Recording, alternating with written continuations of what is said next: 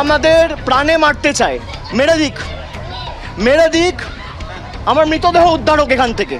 এখন কেমন লাগছে যখন জনতা ডিজে বাজাচ্ছে? শুনতে ভালো লাগছে? দেখুন, প্রথমত আমি বলি যে ভারতীয় জনতা পার্টি এই ধরনের হিংসা বা এই ধরনের অগণতান্ত্রিক বিষয়কে একদমই সমর্থন করে না, এবং আমরা পোস্ট পোল ভায়োলেন্স এবার সেইভাবে হতেও দিইনি, যেটা 2021-এ হয়েছিল, আমরা সেই তুলনায় কিচ্ছু হতে দিইনি।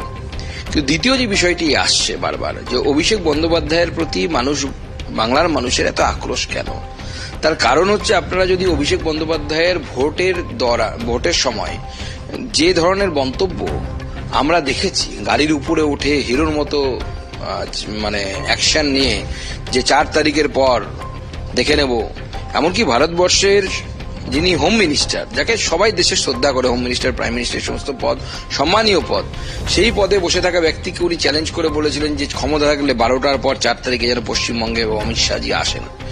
এই যে চ্যালেঞ্জ করা, আরামবাগে গিয়ে বলেছেন আরামবাগের চাবিকাঠি আমার হাতে থাকবে, মমতা বন্দ্যোপাধ্যায় অনেক উদার, আমি উদার নয়, আমি দেখে নেব আরামবাগে বিজেপির নেতাদেরকে, বিজেপির কর্মীদেরকে ডিজে শোনাবো, ডিজেতে গান বাজবে, এবং ডিজের এমন ডিজেতে এমন গান বাজবে কান ঝালাপালা হয়ে যাবে।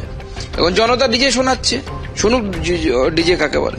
কিন্তু তবুও শেষে বলছি, ভারতীয় জনতা পার্টি এই ঘটনাকে সমর্থন করে না, এবং ভারতীয় জনতা পার্টি চাই হিংসামুক্ত রাজনীতি হোক, এবং আমরা সেটা করব। দেখুন, সেই সময় তৃণমূল যখন ক্ষমতায় ছিল, প্রত্যেকটি জায়গায় বিজেপির নেতা কর্মীদের উপর হামলা হয়েছে।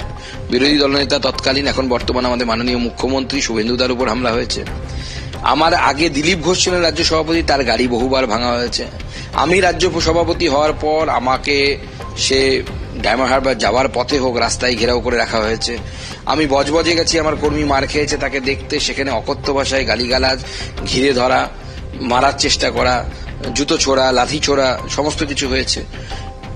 আমাকে সন্দেশখালীতে কিভাবে আক্রমণের মুখে পড়তে হয়েছিল আপনারা সবাই ক্যামেরার সামনে দেখেছেন।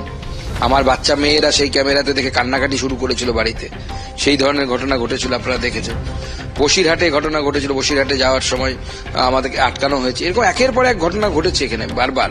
আমাদের রাষ্ট্রীয় সভাপতি তৎকালীন জেপি নাড্ডা সাহেব যখন যাচ্ছিলেন এই ফলতার, এই জাহাঙ্গীর খান, তার নেতৃত্বে হামলা হয়েছে জেপি নাড্ডার উপরে। ওনার বুলেট প্রুফ গাড়ি ছিল বলে উনি বেঁচে গেছেন, বাদ বাকি প্রচুর গাড়ির কাঁচ বলে কিছু ছিল না।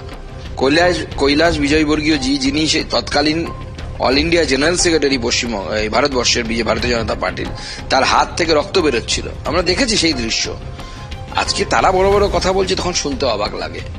তবুও আমি ক্যামেরার সামনে বলছি, ক্যামেরার পেছনে বলবো যে আমরা চাই হিংসামুক্ত রাজনীতি হোক, এবং সেটা আমরা করব।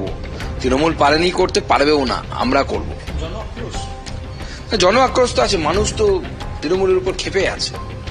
কোথাও তৃণমূলের নেতারা চুরি করেছে, কোথাও কাউন্সিলর মানুষের কাছ থেকে টাকা নিয়েছে, হপ্তা নিয়েছে। আর সব থেকে বড় হচ্ছে ঔদ্ধত্য।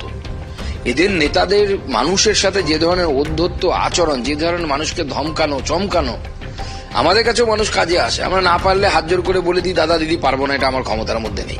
কিন্তু এদের যে ধরনের মানুষের প্রতি ঔদ্ধত্য পূর্ণ আচরণ, অভিষেক বন্দ্যোপাধ্যায়ের সেই ডায়লগ, দেখে নেব, করে দেব, ভেঙে দেব, অমিত শাহর ক্ষমতা থাকলে অমিত শাহ থাকবে, 4 তারিখে ডিজে বাজাবো। এখন কেমন লাগছে যখন জনতা ডিজে বাজাচ্ছে? শুনতে ভালো লাগছে?